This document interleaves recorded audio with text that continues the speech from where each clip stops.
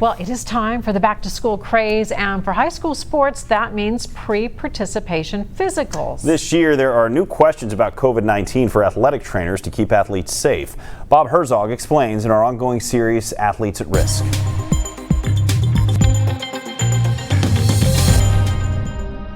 First thing I'm gonna do is I'm gonna check your pulse, okay?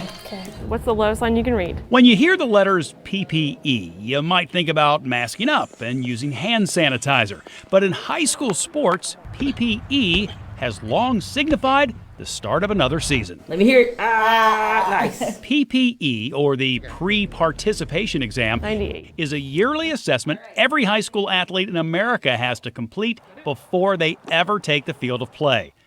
Dr. Kathleen Arrar has examined young athletes for more than 20 years. The aim of a pre-participation physical isn't just to see if your child's able to participate, but there's a wide variety of things that encompasses it. It covers everything from heart and head to mental health. Dr. Steve Fagans is on the Sports Medicine Advisory Committee for the Ohio High School Athletics Association. It's a good opportunity to just catch up in general, which is the purpose of the exam. Last year, the novel coronavirus impacted how physicals were done in Ohio, Kentucky, and Indiana. Indiana waived the rule for physicals altogether.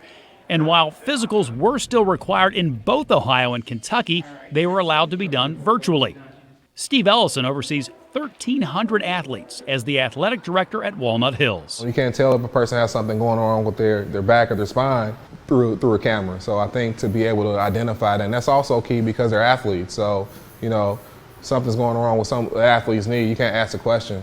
You got to feel it. You got to see what's going on. Stand on this X's for me. In-person physicals are back and required in all 3 states now. What is new for both Ohio and Kentucky are questions surrounding COVID-19. Have you had COVID? What were your symptoms?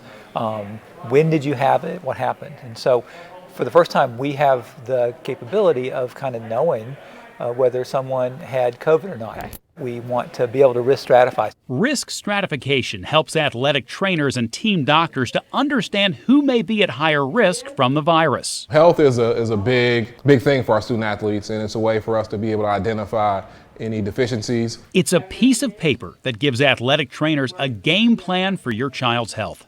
Bob Herzog, Local 12 News.